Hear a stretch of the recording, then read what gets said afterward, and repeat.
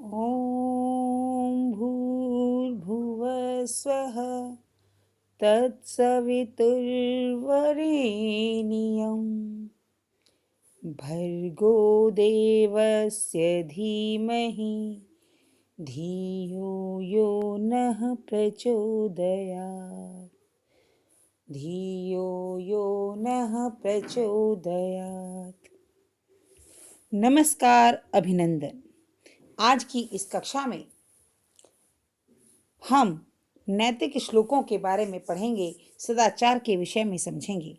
प्यारे बच्चों, आप लोगों को पता है कि सदाचार किसे कहते हैं।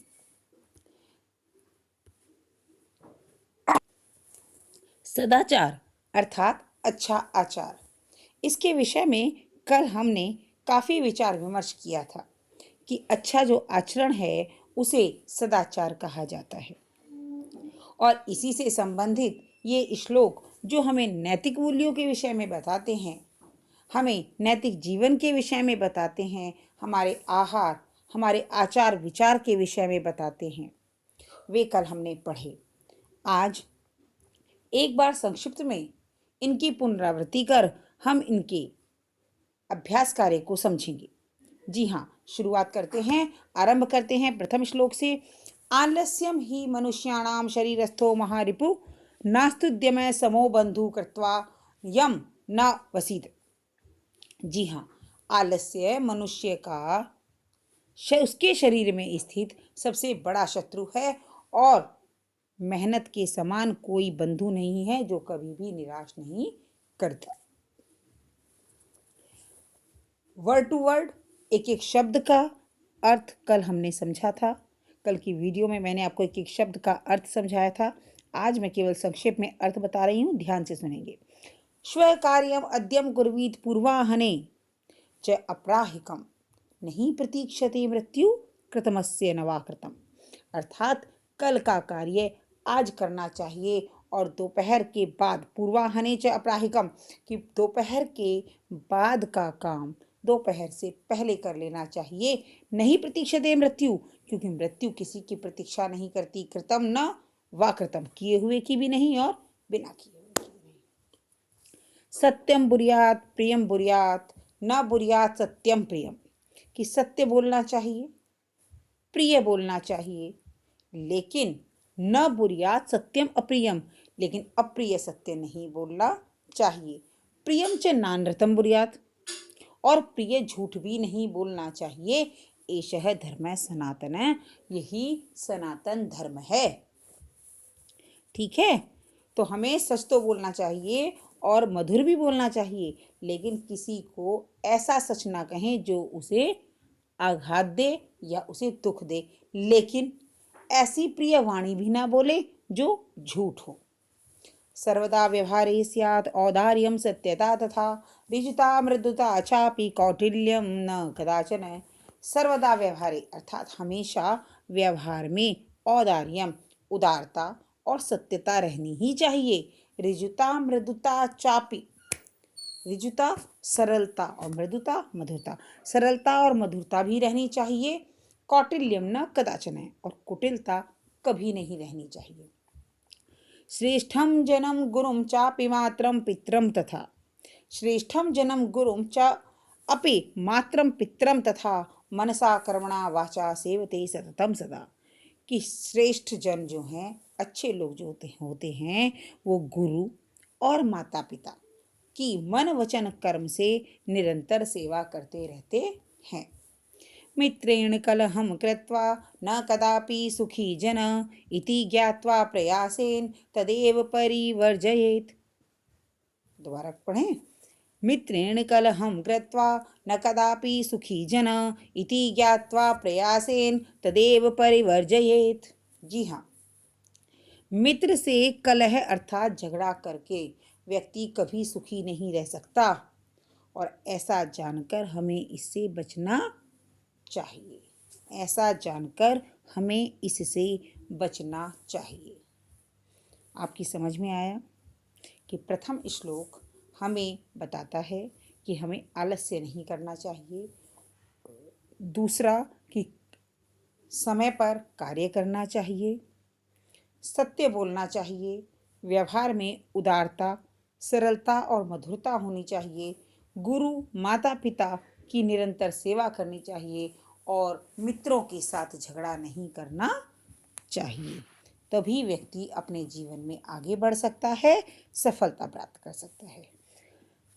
इसके अंतर्गत अब एक बार इनके शब्द अर्थों को समझेंगे और उन्हें बोलने का प्रयत्न करेंगे, जिससे कि हमारा उच्चारण सही हो सके। रिपुः शत्रु, उद्यमः परिश्रम, शरीरस्थः शरीर में स्थित, अवसीदति दुखी होता है, श्वः आने वाला कल, कुर्वीत करना चाहिए, पूर्वाह्ने दोपहर से पहले, पूर्वाह्ने दोपहर से पहले, और अपराहिकम दोपहर के बाद करने वाला काम, अनरतम झूठ, सनातनः सदा से चला आ रहा हो, स्यात् हो, औदार्यम उदारता, ऋजुता सरलता, मृदुता कोमलता, कौटिल्यम कुटिलता, सेवते सेवा करनी चाहिए, परिवर्जयेत बचना चाहिए, वाचा वाणी से। एक एक शब्द संस्कृत का मैं दोबारा उच्चारित करूंगी, बड़े ध्यान से आप उच्चारण को सुनेंगे, बड़े ध्यान से उच्चारण को सुनेंगे।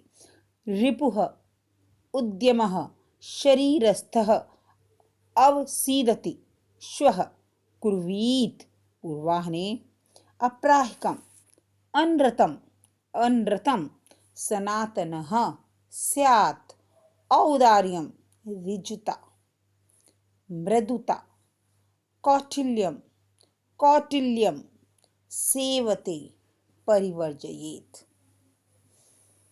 इस प्रकार इन सभी शब्दार्थों को आपको अपनी अभ्यास पुस्तिका में लिखना है और उसके बाद इसका अनुवाद लिखना है। आगे बढ़ते हुए इसके अभ्यास कार्य की तरफ आज हम प्रश्न नंबर 3 के को समझेंगे कि इसके माध्यम से क्या पूछा गया है। जी हाँ, प्रथम प्रश्न देखें। कह न प्रतीक्षते, कौन प्रतीक्षा नहीं करता है। कथम न प्रतीक्षते, तो क्या उत्तर होगा इसका।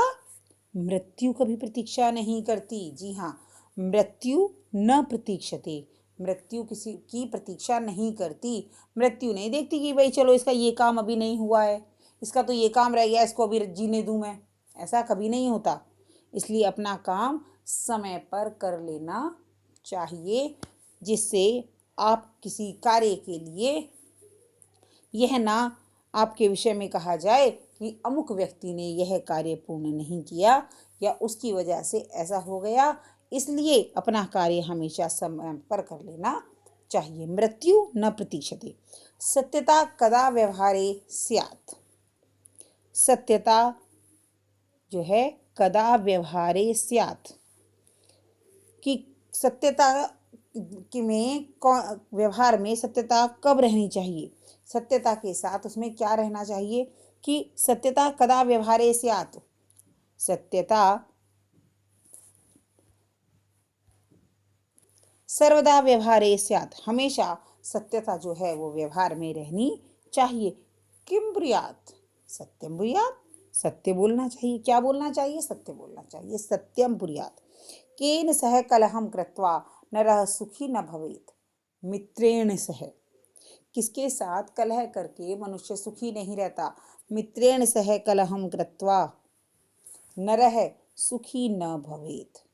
कह महारिपु अस्माकं शरीरे तिष्ठति, हमारे शरीर में कौन सा महान शत्रु है जो रहता है, अर्थात हमारे शरीर के अंदर ही हमारा कौन सा शत्रु है जो हमारे अंदर रहता है।